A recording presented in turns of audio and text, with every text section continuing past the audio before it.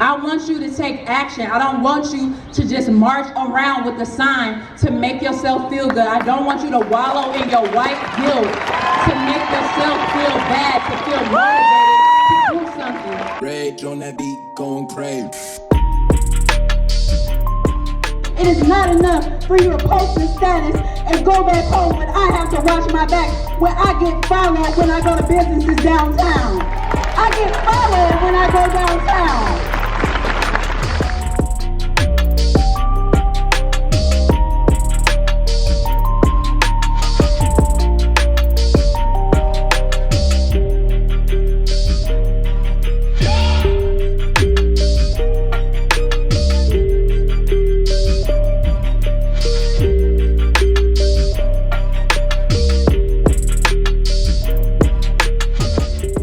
Alright guys, I am super excited to introduce a local Kalamazoo activist. I first saw her at the protest last Saturday downtown Kalamazoo. So she really touched me and moved me to the core, and I really look forward to interviewing her. I'm heading to her parents' house right now over in the Edison neighborhood here in Kalamazoo, Michigan. And we're just gonna get to know her in depth, just get to know her a little bit. And look, Hi. I met her just now. What's your name? Tasia. Tasia! She's a local neighborhood resident, just rolling around on her cute little pink bike. So yeah, gonna head right over. Ashley is a member of I call myself a community activist. I am a friend, a daughter, a resident of Kalamazoo, longtime resident of Kalamazoo, and I'm just someone who wants to make a difference in any way that I can. I was born in a Bronson hospital in 1991. Before it was the new fancy one, it was like the brown, like ugly, real dark building downtown. So yeah, I've been here my whole life. I grew up in two different neighborhoods. My earlier childhood, I grew up on the east side. I grew up on Trimble Street to be specific. And then my mom moved us over here to the south side. They call it the Edison neighborhood, but it's the south side to me. The south side, and we lived actually on Reed Street, one block up where my parents live now. What was your upbringing like? My upbringing was very, I don't want to say chaotic, but busy. My mom made contributing to the community a priority. Very, very early in age. Like I mentioned before, like I used to be doing like trash pickups and things of that nature when I was a kid, because I grew up going to Galilee Baptist Church, and that was a priority for kids where we were in the choir to do community service. So doing that, I participated in the drill team, which was, you know, part of church. That was kind of like a military-esque type thing. Aside from that, the schoolwork, I had a lot of extracurricular activities, especially like when I grew up. Then I started playing basketball, cheerleading, student advisory council, student paper. Like, I've just always been busy and just had my hand in so many different things. So I honestly just feel odd if I'm not doing that. So that literally dates back to me being 6 and 7 years old and just having like a plethora of extracurricular activities. How have you seen this neighborhood change since you grew up here?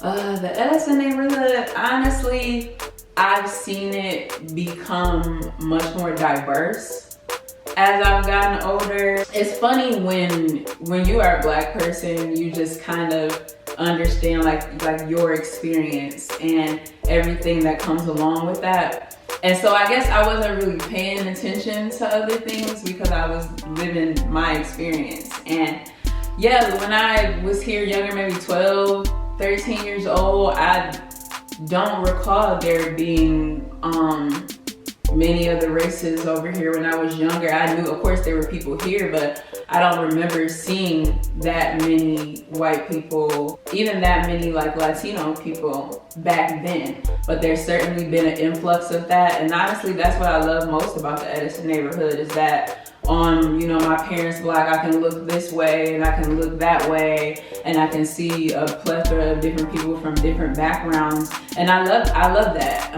I think that is something that makes the Edison neighborhood unique, because not even just in where people live, but also the businesses over here. There are a lot of different diverse owned businesses here, and that's definitely one of the reasons why I always love the Edison neighborhood. how were you formulated to become this amazing activist, basically? Like, I know you touched on it, but yeah, I would really contribute it to, like I said, my mom pushed me in the front at a very young age. Like, I was doing the longest Easter speeches.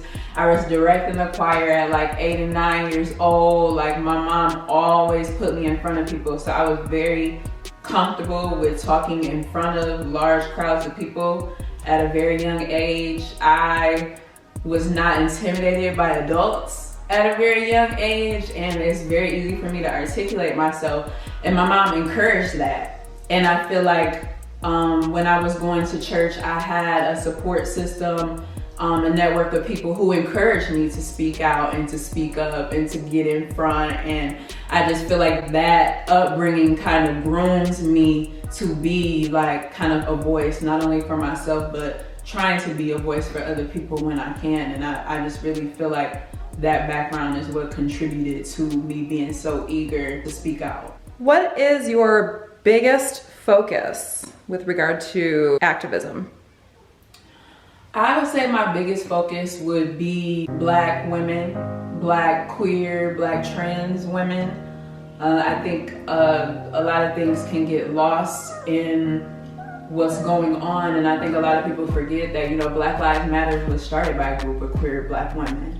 And I feel like we can't get away from that. And I just really don't want any erasure to take place, because we do have a lot of Black women, a lot of Black trans women, non-binary women on the front lines. They're the one organizing these protests. They're the one putting these initiatives together. They're the ones spearheading these nonprofit groups who are doing a lot of grassroots work. And I really feel like I just don't want Black women, Black trans women, Black queer women, I just don't want them to be forgotten, and that's really important to me. What organizations do you support and work within in Kalamazoo? Okay, I currently work with 3 organizations right now. I have been working with, probably the longest time, is Mothers of Hope, which is an organization that supports women who are being rehabilitated from substance abuse illnesses and previous incarceration.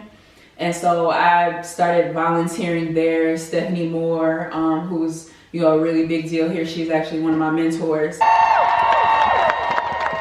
We want justice. We want fairness for every single person in our community, in our country, regardless of the color of your skin and regardless of who you love. That is the promise and the dream of America.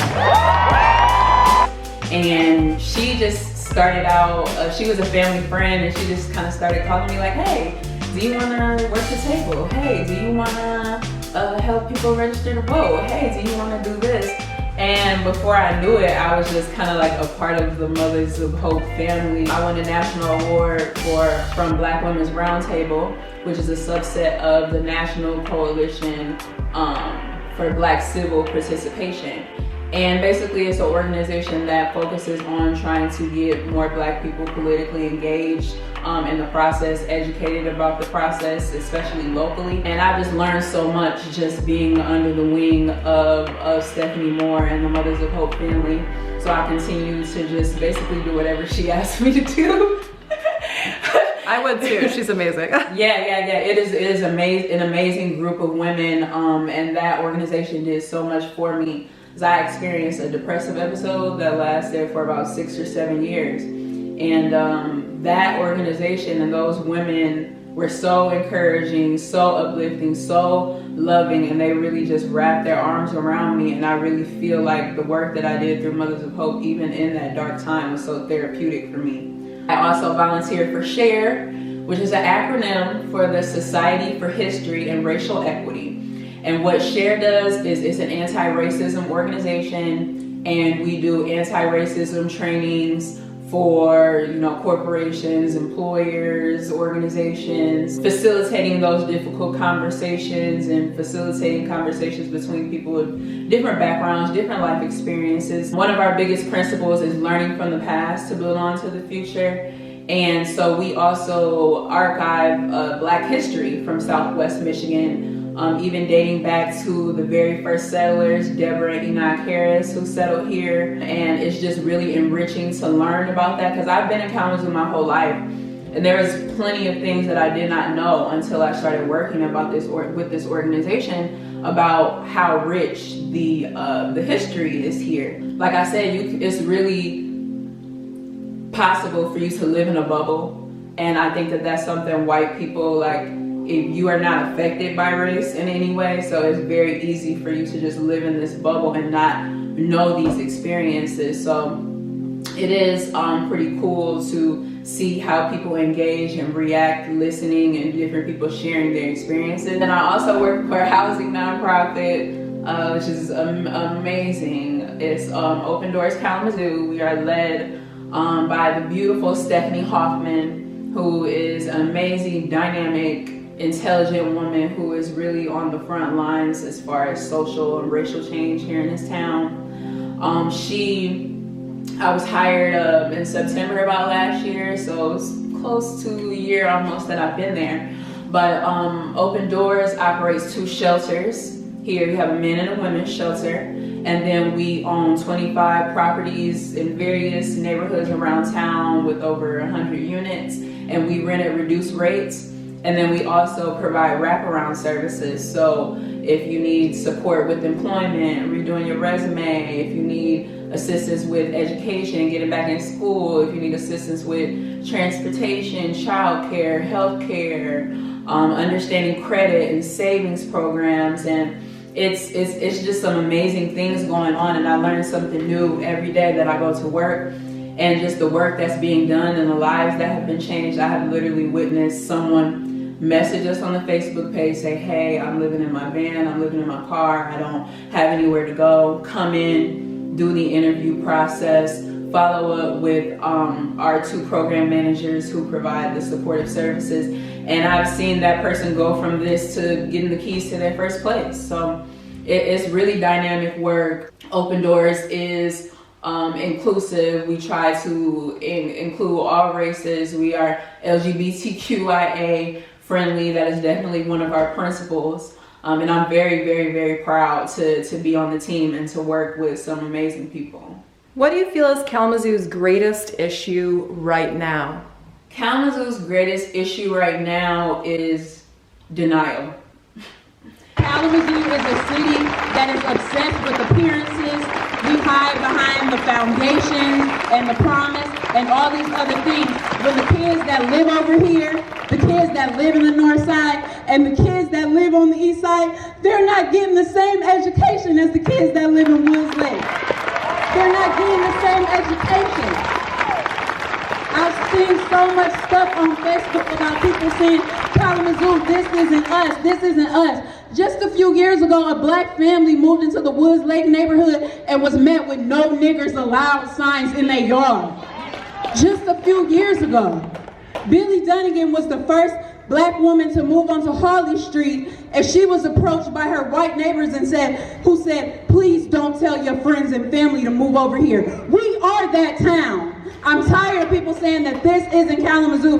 This is exactly who we are. And until we can come to terms with that, we cannot change anything in this town. Denial about the state of the way things are racially here. And don't get me wrong, I love Kalamazoo. This is my hometown. I want to stay here because I want to influence the change that's taking place here. And Kalamazoo has done a lot of amazing things. Like I talked about, there are some amazing organizations here doing some great work. However, like how I mentioned at the Pride rally, I feel as if Kalamazoo presents itself as a city that is beyond race. And I've heard people say that exact term, like, oh, we have this program, we have that program. We're not worried about that anymore. But it's just like we have to also look into like Kalamazoo's history of, you know, redlining, how little property was available to people. I believe it's Matt Smith that's at the library. He's done extensive research on redlining here in Kalamazoo and how little neighborhoods and how little property was available to people. There's a reason why most of the black people live on the south side or the east side or the north side. And I feel like we can't turn a blind eye to that. And you know, the Kalamazoo Promise, you know, I am, you know, a recipient of the Kalamazoo Promise. I graduated from Lloyd Norris in 2009.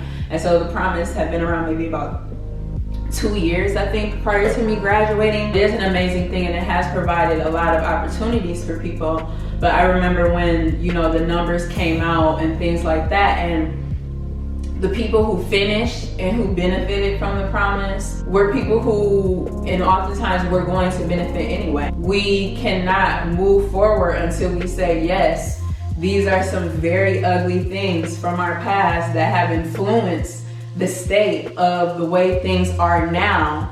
However, we need to do A, B, and C to alleviate these things. And I think that's one of the most frustrating things about being a Black person in Kalamazoo, is that it's just, we're beyond this. And we're not beyond it if I go downtown and I want to go to Juicy Leaf, and I go to, I think it's Parenting Plaza, and I'm stopped in the hallway to ask if I'm in the right place.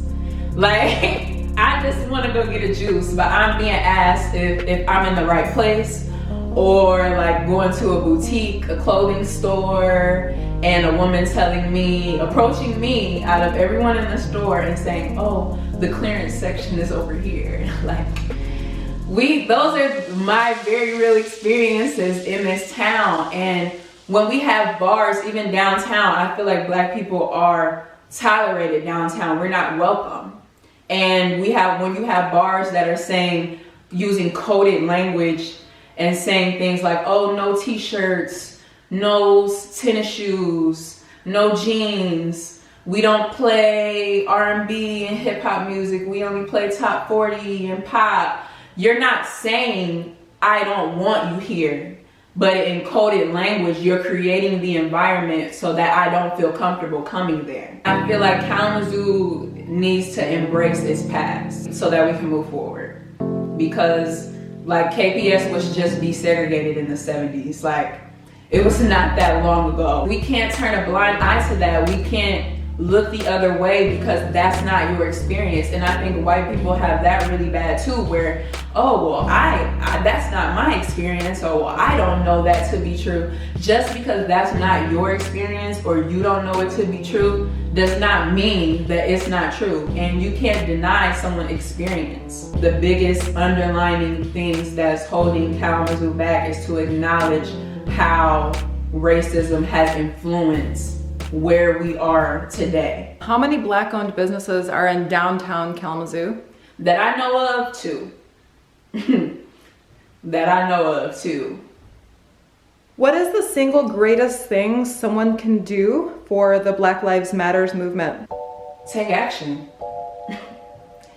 Take action. I feel so much frustration with the statements and all these businesses releasing statements of action. What does your workforce look like?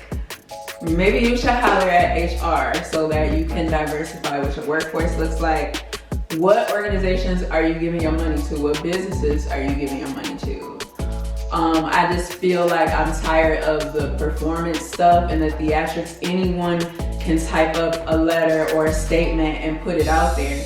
But you really have to put your money where your mouth is. You have to put your labor where your mouth is, because it's not enough. And I understand everybody can't physically be out there, which is why I said give your money to the organizations that are, if you can't physically be in that space. Because I feel like so many people feel like activism, you have to be out there in the streets, but there are so many other people doing different grassroots work that is supporting people. You just have to get behind that. It's not enough for you to post a black square on your Facebook page. Like, it's not enough. You have to put your dollars behind the organizations and the people that you see are doing the work, and take action. Are there any last words that you want to leave the audience with? Pay attention and listen to the experiences of people who differ from yours. And you need to speak up and you speak out. If you're in a position of privilege, you need to speak up and you need to speak out. Like, it's not good enough for you to send an email in private after something transpired at your place of work. You need to say something right then, because There's no way, like you hear a lot of people using this term ally and things of that nature. And I feel like if you're not willing to give up your privilege or place your privilege or even your life on the line so that other people can have a chance for that, now I don't know if that's what you are. How can you not like feel motivated after hearing people's stories and just knowing what's going on? Like, how can you not want to change the state of people's lives? Like, how can something as simple as like Black Lives Matter like make you upset? Ask yourself, what is it about me that makes me angry and frustrated that people are tired of dying? What is it about me that makes me want to be argumentative and combative when people just want, you know, respect and the rights to life and liberty, which is their given right as citizens of this country? What am I doing to be a change agent on my job, in my community, amongst my family? I myself have even had to exercise things of that nature, being a queer person and being around certain people where certain conversations were being had, and I had to say, you know, I don't agree. I can't stop you from saying what it is that you're saying, but I can remove myself from this situation. If you are not a marginalized individual, it is time for you to take a back seat and let those people in the front seat and let them drive and let them be in front. Listening to people's experiences, providing support from the background so that people who are being affected by things can be that voice in the forefront, and just putting your money and your labor where your mouth is, because it is time out for the statements, it's time out for the photo ops, it's time out for the conditional activism is what I call it. And it's time to take this seriously, because people are dying. People are dying on camera where you are seeing the whole thing transpire and they're not getting justice. It's not enough for you to come down here and say that you are an ally and go back home and do nothing. Show your face and you be a true ally, not just when you feel like it, not just when it's cool and when it's cute. You be this person all the time. Red on the beat, going crazy.